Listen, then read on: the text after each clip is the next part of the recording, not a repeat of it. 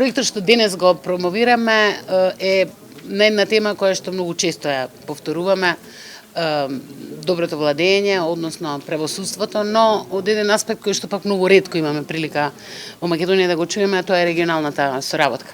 Значи, ова е прв проект во Република Македонија во кој што невладините организации се вклучуваат во следењето на регионалната агенда од областа на правдата.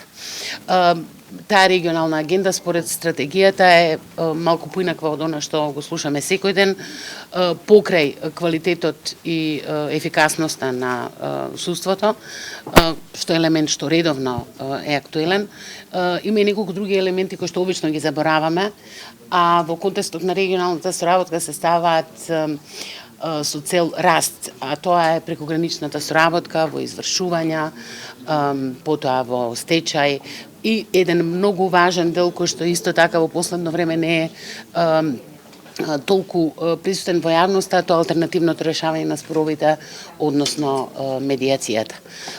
Имаше нов закон, сега треба да видиме како понатаму тоа ќе се остварува.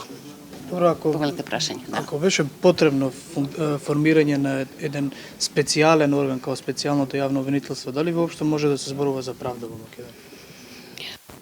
Ние мора да зборуваме за правда во Македонија тогаш кога ја нема, затоа што мора да се избориме да ја има. Оваа стратегија всушност има за цел стимулирање на зголемена регионална соработка и тоа со цел зголемување, да речеме, на економските просперитети на државите од регионот, како и исполнувањето на, значи, отворање на нови работни места, како и исполнувањето на оваа стратегија е всушност еден важен чек од државите од регионот.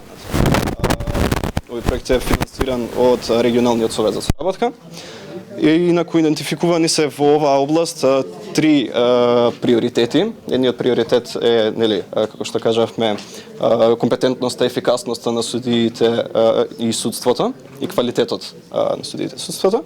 Другиот приоритет е прекогранична соработка во случаите за преземање, стечај и извршување, како и слободен пристап до информации. И третиот приоритет е алтернативното решавање за спорови. Всушност проектот има за цел систематизирано да ги следи сите овие приоритети и во проектот се вклучени повеќе невладени организации, како и институции и експерти. И очекувано од проектот кој што ќе трае до крајот на декември, да се изготват повеќе месечни мониторинг извештаи и како и документи за јавна политика за секој од овие приоритети.